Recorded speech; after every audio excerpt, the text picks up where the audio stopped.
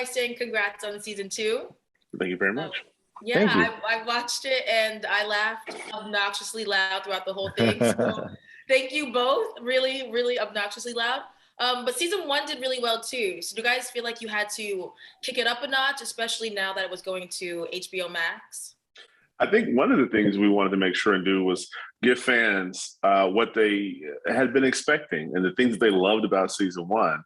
I think that one of the great things about being on HBO Max is that we don't have the same limitation on time that we did. We didn't have to sort of, make space for all these commercials, et cetera. So it allowed us to put several more minutes of content in every episode. And so what we can actually authentically say is that season 2 is actually bigger and more of what you got in season 1. And we're so excited that fans will have even, more content and then really more great fun scenes with all these wonderful characters.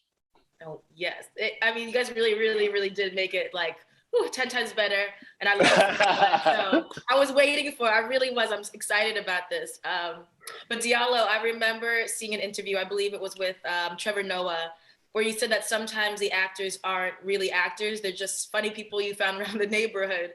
So did we get any of that this season? Because I found honestly, we got a little less of that because we were shooting it during the pandemic. It might be one of those things, though. I think, is it Confucius who says Sure. every obstacle is an advantage. So because we couldn't do our rigorous audition process this time, and because we didn't have our sets were pretty locked down, we didn't have as much interaction with just people walking by because everybody was, in lockdown, wearing a mask. It was just different. We actually did something that I think makes season 2 really hilarious, especially for people who've seen season 1, which is that some of the small minor characters from season 1, people who had 3 lines or, popped up in one scene, we knew that they were funny. So we would bring those people back in expanded roles, you know what I mean? So the guy who, used to work at the pizza place is now also working at the convention center. And, the principal at Officer Turner's high school, well, it turns out he's also an umpire for a Little League squad. So people who've watched those episodes, you're going to see a lot of familiar faces. We actually screened the first 2 episodes last night. And one of my favorite moments of last night was when in episode 1, I don't want to give anything away, but there's a character who was, I'll just say it, in episode 9 from last season, she pops up and the audience was immediately like, oh, yo, she's back. Anybody who got some shine in season 1, chances are you will definitely see them in season 2. The last thing I'll say on that front, this is going to sound name dropping, but I won't even say who it was. A very famous person who's also a fan of the show hit me up literally just an hour ago. And he was like, yo, you got to bring back Dorothy, the civil rights leader from episode 2 of season 1. And I was like, I got good news for you. She does come back. So, people who like those characters, we found a way to bring a lot of those people back. I'm so glad you mentioned that because I was thinking, haven't I seen these characters? And I just thought I was going crazy. So I'm glad you actually pointed that out. But there are so many characters. There's so many. They're all really pretty developed too. Even if they're only in one scene, they're really developed. So I love Goodnight. I love Alan. But Diallo, if you could be any other character in the show, who would you want to play? I would be Jawan, this guy named Breon, who I quietly think he's a star of the show. Anytime we drop him into a scene, and we dropped him into at least 3, maybe 4 episodes this season, but he's never yeah, exactly. He's never the star of the episode, but he kind of steals a lot of scenes. And you saw a little bit of him last year. You saw him at least, actually, Bashir, I think he only showed up in 1 episode last year, right? Because we actually ended up having to cut him out of another one. He did too. Yeah. Well, we doubled that this year. He shows up quite a bit, and he's got some great moments. So yeah, I would definitely be him. That's a good one. Bashir, same question for you. I'm curious. It's really good. I think definitely what Diallo speaks to is the fact that we really see our show as an ensemble. There were folks that, he's right in that the pandemic did, it actually, allowed us to give people more. But I think we wanted to do that because there were people who we were just huge fans of from season 1, and we were like, we want to work with this person again. For me personally, I would probably play Quincy's part, the boss at RTO. I just think that's such a fun character. And obviously nobody on the planet can do that except for Quincy. That's probably the reason I like it, because it's so unique and it's so specific to him. But what he brings to it, it's just it's so nice to have an actor in a Black comedy who's doing really subtle, sort of almost cerebral work. I think sometimes with Black comedy, there's this tendency for things to be big. And certainly on our show, we enjoy the big stuff. We enjoy the big wacky moments. But I'm really proud also of those moments where we can do something that's a little more, like a little more literal, and then like a little more subtle. And like, as Diallo could attest, when our, big fans will watch the show and they tell us their favorite lines, we're always surprised. It's like sometimes it's a big wacky joke, and sometimes it's a throwaway line that somebody had like when they were walking through the RTO store. It's like, yeah, the way that guy turned over was like, hey man, that's my car, whatever that is. Like that'll be the funniest thing. And I love that about being on a streamer, is that folks can really binge, both seasons. Yeah. And we've been dying for people to be able to do that. We know that's how fans really, really enjoy shows nowadays. They want to be able to binge them. Yes.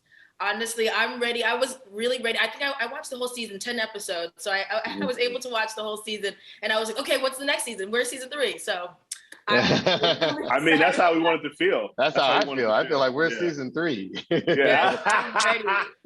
And I don't want to give too much away, but I will say I'm like so fangirling out because I really thought it was hilarious. But my favorite episode this season has definitely got to be episode 5. It was Life of an Ottoman. Yeah. And the intervention part, the hair intervention. Oh my God. It was so hilarious to me. So I'm just wondering, where are you getting these inspiration from? Is it is it based on anyone you actually know or knew? It's interesting. Many of our favorite comedies will do that type of episode. Family Guy did one called Follow the Money. The Simpsons did one called 33 Short Films About Springfield. Rick and Morty, they do one called Interdimensional Cable. What it is, it just allows writers a chance to just kind of throw off the structures of following a specific narrative for an episode and be like, hey, why don't we just tell like 8 or 10 funny small stories that are self-contained? And because ultimately we know folks are coming for the comedy. So with Life of an Ottoman, that was sort of our entry into the sort of funny small story space. But every one of those stories was generated by a different either writer or team of writers. The way we're very collaborative, and for folks who know comedy is a very collaborative art form, and it really is a bunch of people throwing ideas out there and seeing what makes the room go crazy. So what you saw in that episode was really just vignettes with things that the writers were dying laughing about. I honestly don't even know who pitched what at the time, but I just know that it's so obvious when something's good. We all start laughing, people start throwing ideas in. And that one in particular, I have no idea how that came about actually, but as soon as we walked on set, we were just dying laughing. And being like, you're not alone. I will say that our music supervisor, Anthony Demby, he has to watch every episode before he starts pitching music for it. That's the episode that he called me and was like, yo, bruh. he said, bruh, the intervention scene, he's like, I've already watched it 3 times. Yeah. It was so funny. I was also rewatching it. I was like, wait, because there's so many little jokes, like you were saying, like someone just has a one line, but it's so funny. I'm like, wait, what did he say back there? It's so good. But also, man, I want to apologize in advance if the closed captions are off. Like we really went out of our way. We wanted to make sure that the captions are correct, because you're right. There are a lot of really small, very specific jokes. There's a Mum-Ra reference from Thundercats in there. And I don't know if the person who does the closed captions is going to catch that, but I want that to be on the screen so that people are like, did he just bring that up? And like, the captions will let you know that yes, he did. Yes, he did bring that up. I hope so. That was my only problem. So with screening, I couldn't, there's no closed captions. So I kept trying to put on like captions. I'm like, I just gotta really listen. But I mean, you know what? I'll be honest. Like some of them captions be wrong though, and I don't know if it's like. I think that's kind of what Diallo was saying about it. It's like I really hope people can get it, because season 1, for example, there were some great jokes, and then I watched with the closed caption one time, and I was like, that's not what the guy said. This is wrong. And so I'm like, all right, it's fine. But we just really had like we had just a wonderful time, with this season. I mean, it just you know what it was? I think part of it just came from our actual appreciation that we got to do it. I think, anytime you get to make something you love, I think that's rare. It's really rare. It's so much easier in this business to just, try and make money and just work on something that's popular. And I think for us, it's like, what if we made something that became popular, but it was something that we just loved to death? And so I think with Southside, I mean, there's a lot of heart and soul in it, because everybody who comes to that show and comes to that set, they come to really have fun and contribute and be a part of something special. But also, I think we appreciated it even more because there was that big break between season 1 and season 2. And we were still like, a lot of people had not even gotten vaccinated when we started back shooting season 2. So we were coming out of a global pandemic. This was the first chance that a lot of us had to do any kind of work, much less be around other people. So that love of just being around people, like, I think kind of translated into us just going to work every day and like excited to shoot scenes. You know what I mean? Like, I hope that joy comes across when you watch. Oh, it definitely does. It's infectious. It really, really is. And also, I don't know if it helps or makes it harder, but it's a family affair, like a legit family affair. Yeah, it is. With your family, does that make it harder, or is it actually like, it's not even work anymore? This is my family. I definitely feel like, the blueprint was set by many families going all the way back to, the Osmonds and even before that. I think one thing that my family shares with the Wayans family, who we also love to death, is that, we don't come from a fancy place. We're kind of blue collar Southside people. That's something Diallo and I share. He's also from a blue collar neighborhood.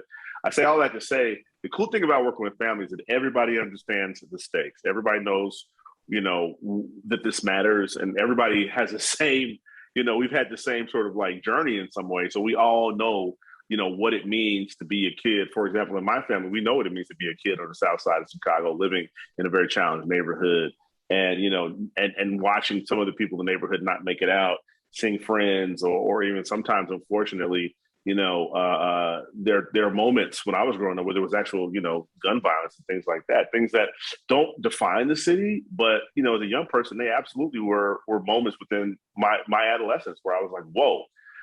And so we've all, to some degree, those of us from Chicago, the others from Southwest Atlanta, they probably have some similar stories there. Yeah. We just appreciate that this stuff is special. And we also appreciate that Chicago specifically, and many other Black cities, cities that have big Black populations, there are places where like the narratives that come out of them sometimes ain't actually happy and joyous. I mean, you like watch the news and you would think it's all bad, but I have friends from Baltimore and they're like, you know what? I know what the news tells you, but when I go home to Baltimore, it's like we have a blast. We have fun.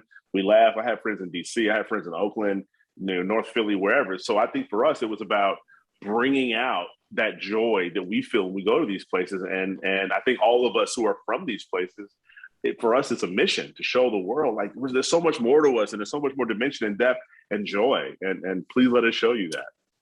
Oh, definitely. I feel like Southside is a comical love letter to Chicago and its residents. It's really nice. I've never been to Chicago, and like you said, all I know is the violence. So it's really nice to see Chicago depicted in this way of like laughter and love and happiness, because I really did not think of Chicago, and I would never guess that it could be like this at all. So I really enjoyed that part too. But did you have any feedback from people saying, this is not even how the South Side is, like, not happy with how it was depicted? No, it's the opposite. I think Diallo, I know you had that Uber thing that happened. Yeah, just real quick, like I hopped in an Uber car while we were shooting season 1. And he said, my Uber driver was like, hey, I heard you filming a comedy about the South Side. And he sort of said it in an aggressive way. So I thought I was about to be like 1 star. But he was like, no, he said, hey, thank you, man. People need to know that, this is actually what the South Side is. People love the South Side. People love, the people on the South Side. So, no, I will say, I'm happy you asked the question. I haven't gotten one person come up to me and say, y'all shit is not accurate. I don't know if I can use curse words. Yeah, it's interesting. What's funny is and without naming names, the only people who have even said anything negative about the level of the sort of a Boolean point of view that we have. There was a few like journalists along the way who were expecting something grittier, and they didn't get what they were expecting, and so they said that. But I think what Diallo says is so true, because the actual people from Chicago. I mean, even if you look at we put up our first episode from season 1, for example, on YouTube. The comments from the Chicagoans were overwhelming. Like, oh my God, thank you. Let's show them, and so the people from the city. I mean, our show was up for Comedy Central, for example, 400%, just in Chicago alone, from what they're used to. And I think the city has shown us so much love and so much support. Anything that they've been such great partners for us. We love being there, and I think it's partly because they feel like it's time for people to see a more complete picture of what's happening, both in Chicago and on the South Side. I can't say any better than that. Yes. All right. And I don't want to bring up too much also, but in episode 1, it talks about the steak, Omaha steak. Yeah. Like, do I need to go? Is this a real thing? Do I need to be going? They owe us some money because we basically made a half-hour commercial. Yeah. We really did. I need steak. Is this something I should be doing? I mean, I won't, I don't even want to say that because, I think everybody's got to make their own. In terms of the pro steak and anti-steak movement, I think people got to make their own choices. But I will say, that, like, one thing I like about that storyline is just the scale of it. I think for us, especially living in LA, sometimes it's hard to remember, really how the real world is. And so we always say to people, like, whenever we start a season, hey, we tell our writers, like, in this world, $5 is a ton of money. $10 is a lot of money. Not in a flippant way, but this is really some of the challenges that people face. So for our character to be able to afford to buy himself something that costs a few $100 and he's just going to indulge in, I mean, that's a huge deal for somebody who doesn't get to do that, who never gets to do stuff like that. And I know people who don't get to do stuff like that. For them, that would be a huge treat. And I think it's important for us to write to that authenticity. But in terms of the Omaha Steak Corporation, now I'm sure they'll tell you, please buy as much as you can. But we didn't get any money or anything for that. It was just one of those things where it was like, what would somebody who worked at Rent-A-Center probably do for themselves if they had, like a little treat? And it was like, they'd probably get some Omaha steaks and cook them up. Oh, all right. Well, I don't want to take up too much of your time. I just am very, very excited about season 2. And I know fans of the show, or even new people, because you got, HBO Max might bring some new viewers. So I really feel like this is going to have a great reception. And I just want to congratulate you guys in advance. Thank you so much. Thanks for having us. We're ready. We're ready. We go live at midnight tonight, so we can't, wait to hear people's reactions to these first 3 episodes. We're gonna roll them out in 3 episodes to 3 episodes on the 11th, 3 episodes on the 18th, and then 4 episodes on the 25th. They're in for a treat. They are in for a treat. They're in. Yeah. Well, thank you both so much. Thank you, Miss Rose. Bye.